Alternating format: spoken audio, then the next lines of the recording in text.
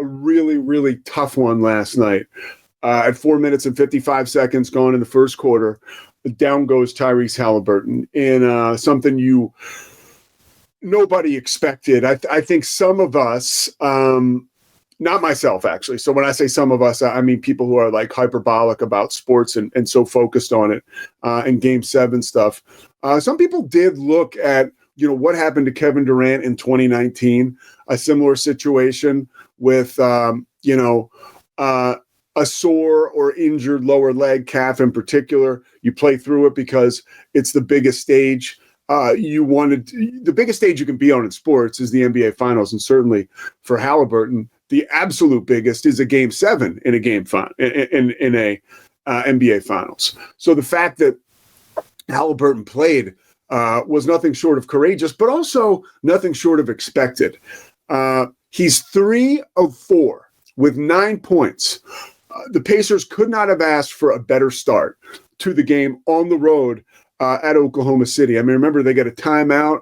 Oklahoma City does. Mark Dagnall, you see him like halfway onto the floor. It's one of those timeouts, so you really feel good about the Pacers and their start if you're an Indiana fan. And then, with 4:55, and you see right when he goes down, Mike Breen says, and here's the deal.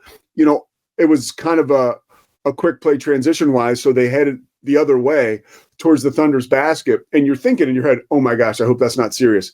And then all of a sudden, Mike Breen says he looks hurt. Now, Mike Breen, one of the best broadcasters of all time, is not going to say that if there's almost like unless there's a very certain possibility that he's injured and it's serious. And it was obviously right when they show the replay. I'm thinking that's not a sore calf. That's an Achilles.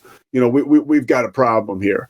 And I did going forward. I thought the Pacers, the way the Thunder played in the first half, the door was 1,000% open for the Pacers to steal this one without their best player. And if there was one team who could do it, Bob Myers talked about this at halftime, it was the Pacers, right? They have all year long. That's one of the reasons that we all enjoyed them as they started to make their run. Remember, a third of the way into the season, this was a team that was a play-in team in the NBA Finals or in the NBA playoffs, okay? So they band together. They were one of those teams that if you watched them play, the ball didn't stick anywhere, okay? It was basically, let's get it to our best player or the open player. The best player was Tyrese Haliburton. And all of a sudden, he starts to meet the moment as they make this magical run. Of course, the huge upset of the Cavaliers coming on the heels of them beating Milwaukee, and then you beat the Knicks. I mean, it was a magical, magical run and just a nightmare ending. I mean, as much as we hate injuries last night and that like ripped from a Hollywood script type moment when the superstar goes down, not all movies end happy, right?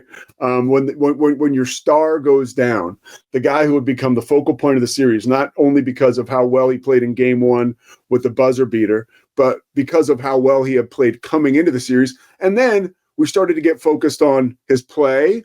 Okay, what happened? And then also we're focused on, oh, now he's hurt. He was the headliner throughout the entire series. If Tyrese Haliburton continues to play that game healthy, and of course we'll never know, and this is, for instance, I'm just pontificating here, but if he continues to play that game, I think the Pacers win. Because I think that, honestly, I think Indiana could have built a lead at halftime, maybe 10, 11, 12 points, and you just get enough room between you and the Thunder to ward off some of those big runs, right? I think they would have had more of a shot.